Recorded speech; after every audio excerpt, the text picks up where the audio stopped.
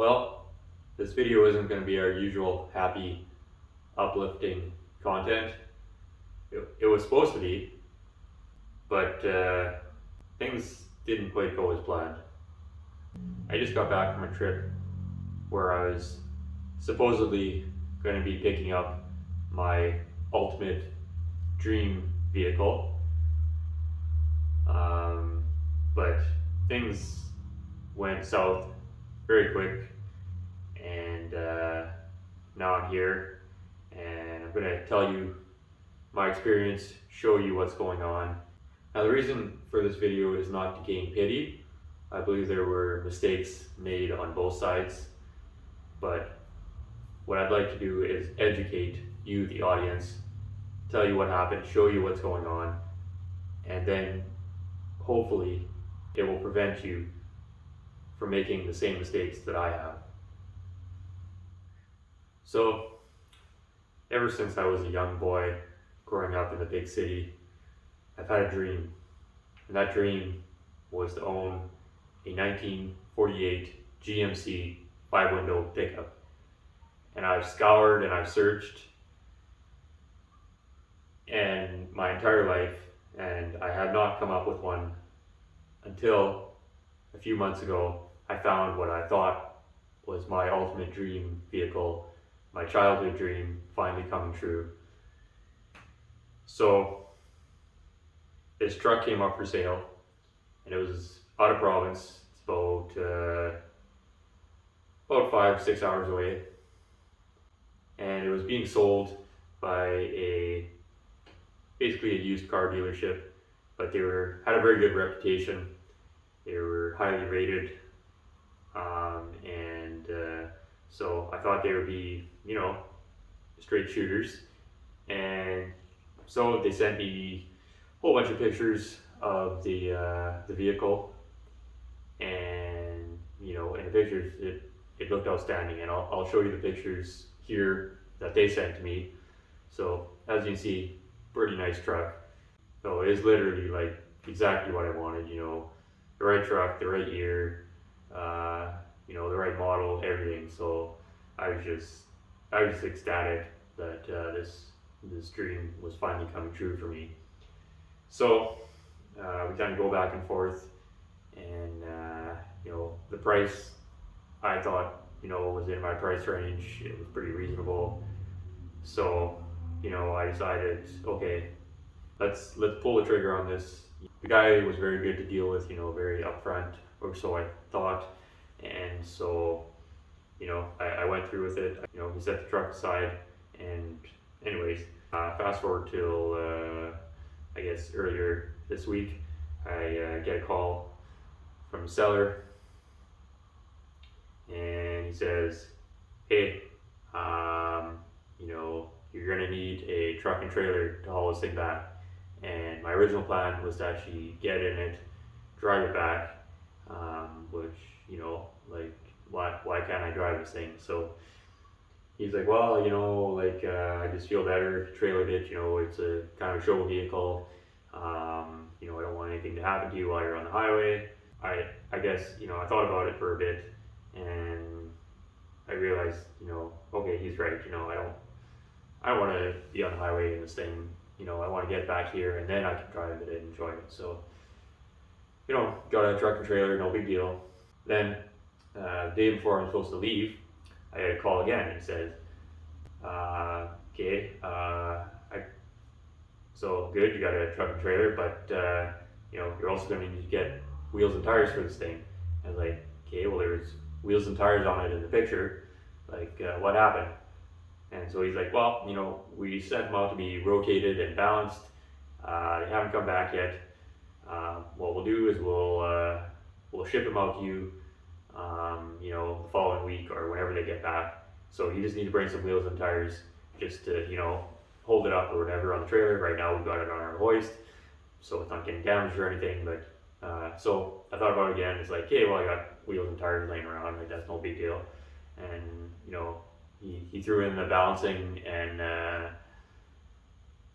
rotating the wheels. He wasn't going to charge me for that. He just wanted the truck to be better for me. So I was like, okay, he's shipping it out on his dime and whatever, so I can deal with that. So round up a set of wheels and tires, get everything loaded up, head out there again. Like I said, about 5 hour drive or so, and plan was to pick the truck up and just spend the night, and then drive back in the morning. So we get out there. I was expecting, for the caliber of vehicles that were supposedly coming out of this so-called dealership, that they would have, some kind of well-established storefront, a decent setup there, maybe a showroom, that kind of thing. So we get there, and it's literally just a field in the middle of nowhere, and there's grass and trees growing everywhere, and it's like, okay, so okay, where's the truck here? So we walk around back, and like this, it's just this field, and then at the edge of the field, there's just this thing sitting at the back there, and he's like, "Oh, this is it." And I was like, "What do you mean? What is it?" Like, the first thing I noticed is it's a completely different color than what was in the photos that he sent me.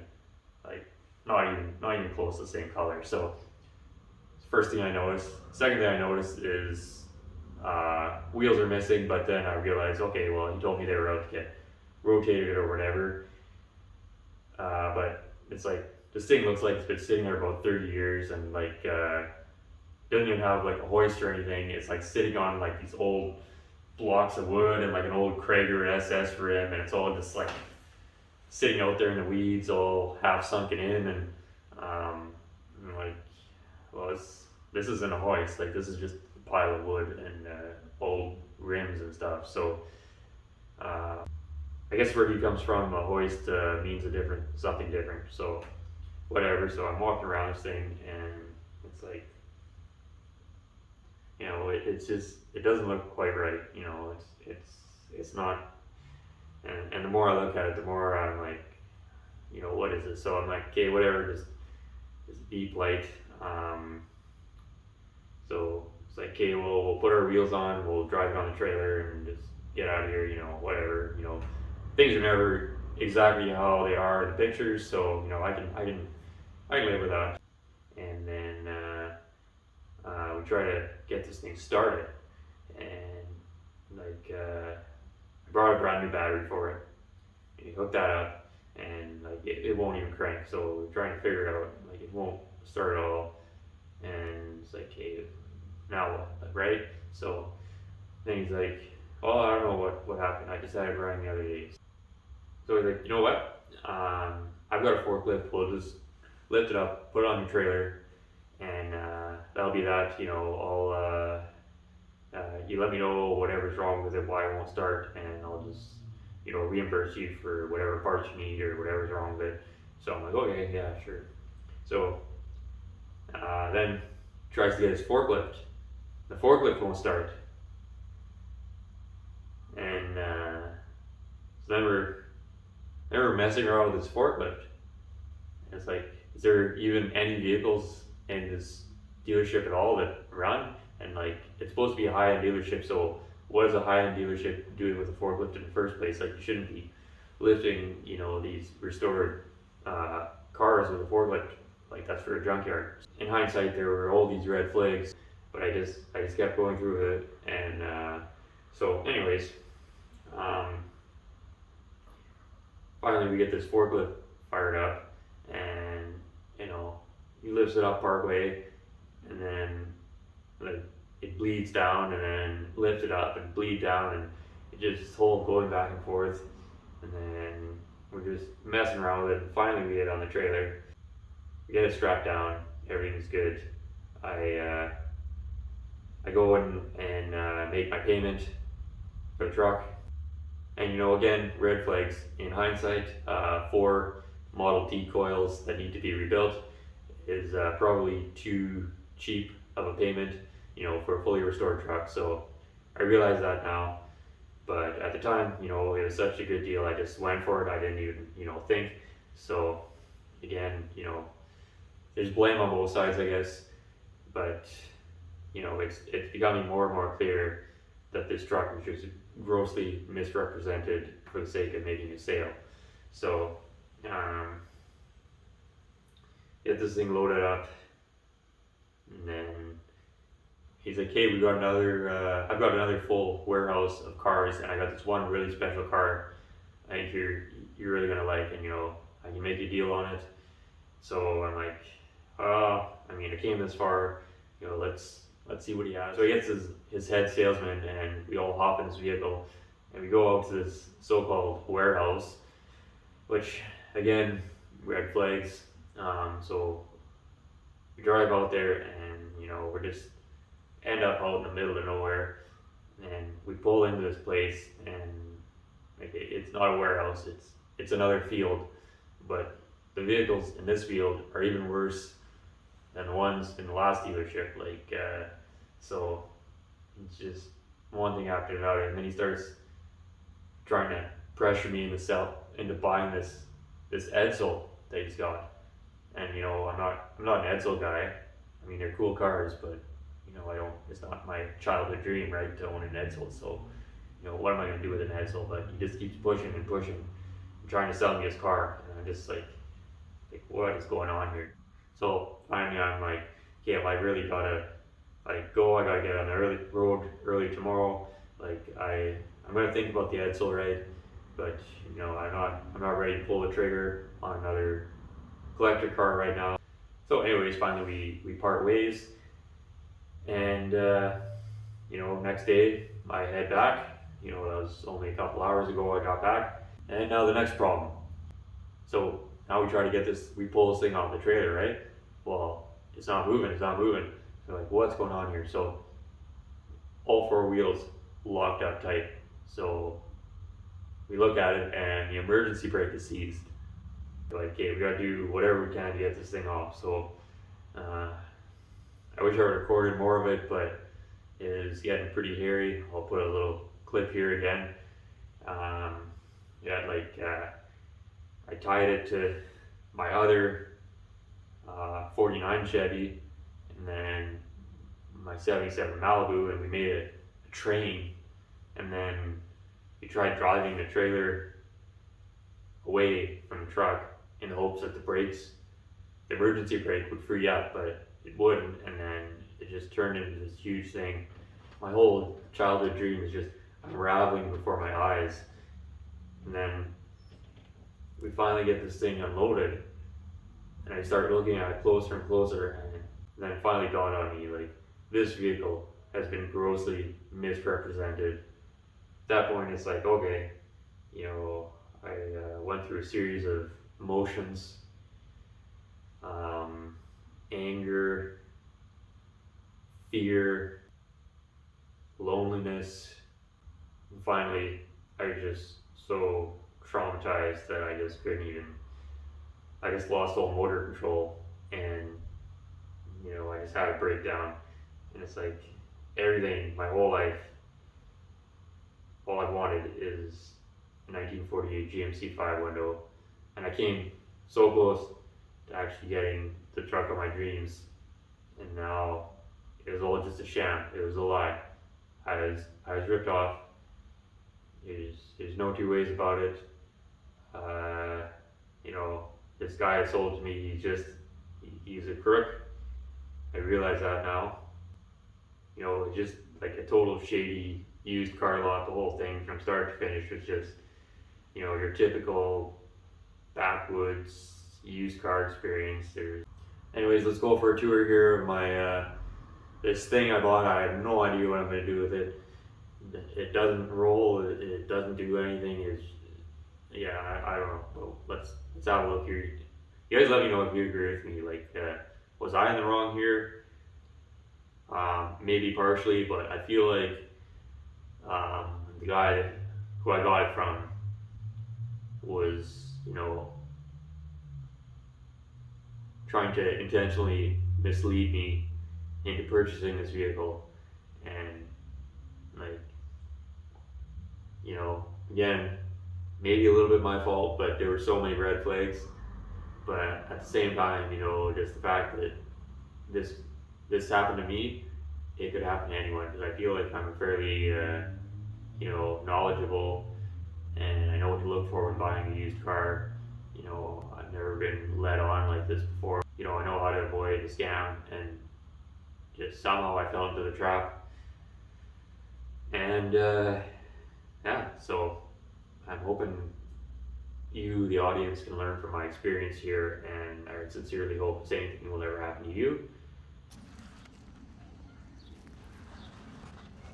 I guess the one bonus here is somebody's already laid down a skim coat of filler over this dent, so it'll save me a little bit of body work there. See, it's got the custom quad taillights on it, very rare factory option. Also very rare in this year is the tailgate that's completely destroyed. Another look at the quad taillights there, very nice indeed. Top of the box side on this side has a bit of a swale to it. Another rare factory option. And the one good thing is the wood that has survived has been beautifully preserved. So, very good there. And of course the fuel filler there. And some more bodywork has been started on this fender, so again, more time saved there.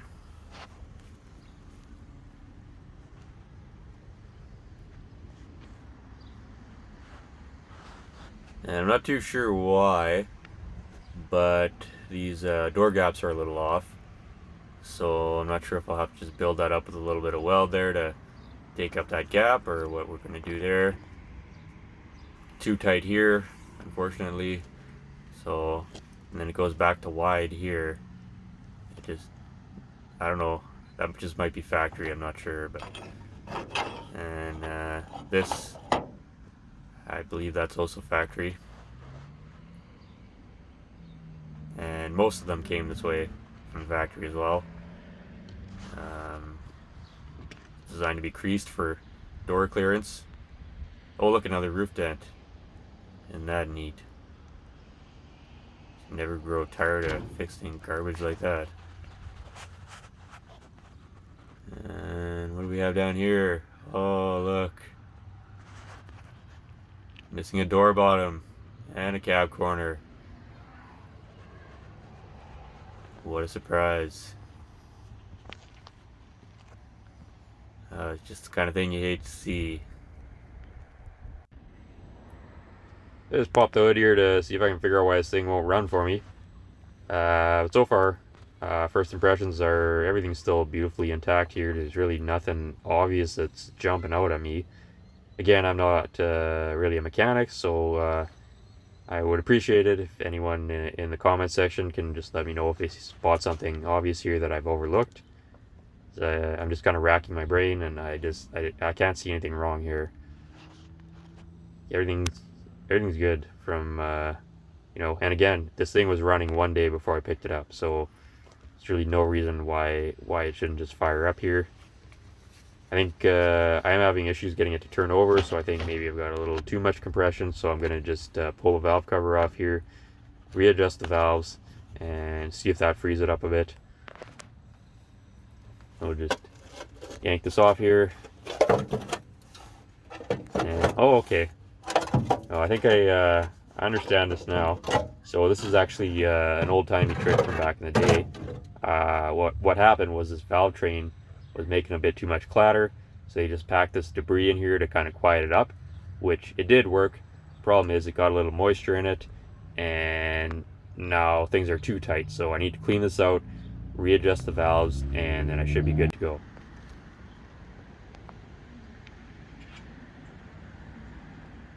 Hope you enjoyed that tour of the 1948 GMC. I just wanted to give a huge shout out to Scott from Cold War Motors, as well as his brother-in-law Colin.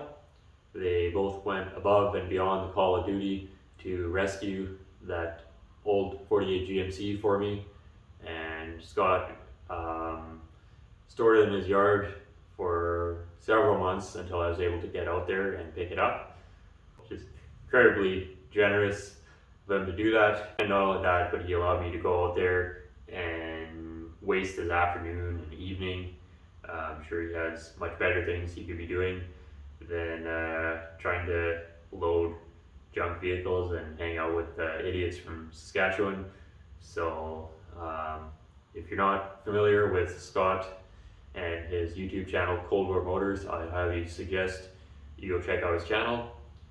And he's got like a pretty incredible collection of cars, as do his friends. So, if you enjoy any of what I do at all, you'll definitely enjoy his channel. So please, if you're not already subscribed and watching his show, do it now. Maybe we'll see how things go and see if we can go for another visit out there at some point where it doesn't involve, spending the entire afternoon trying to load a vehicle with 4 seized brakes that's rusted in half and all the usual stuff.